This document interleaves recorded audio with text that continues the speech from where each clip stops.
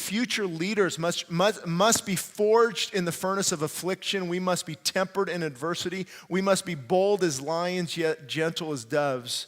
We must be unwavering, courageous, and filled with the Spirit of God.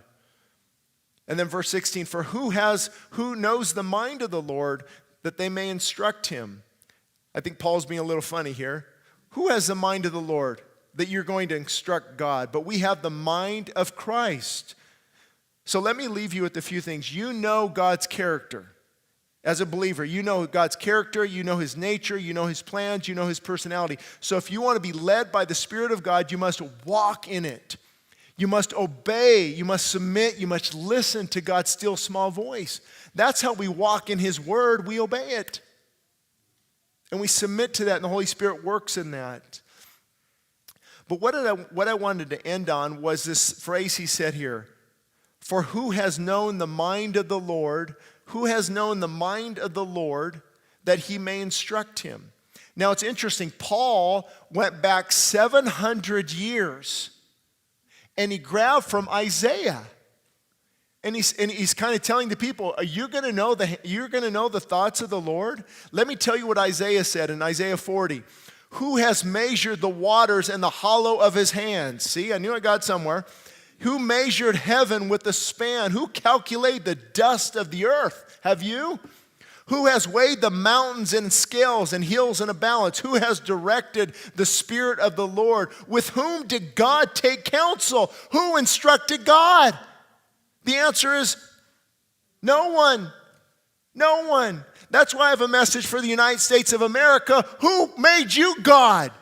Authorities, elected officials, who made you God? Are you going to tell God what to do? Are you going to change his truth? Are you going to reconform things and call what is godly and right perverted, and then call perversion what is good and godly? Who told you that you are God?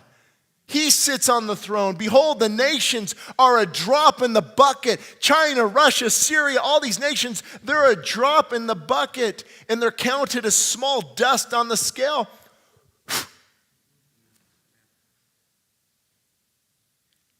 Did you see that? God says, here's all the nations on the scale. What kind of authority is that?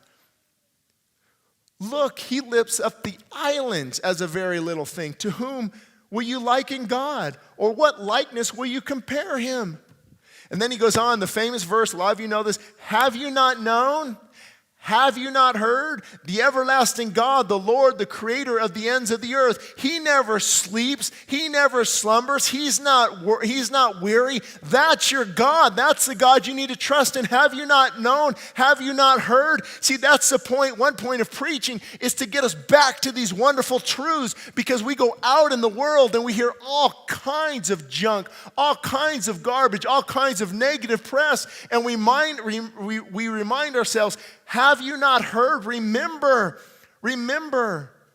He gives power to the weak, and to those who have no might, he increases strength. Even the youth, even young people shall faint and be weary, and the young men will utterly fall. But, here you go, those who wait upon the Lord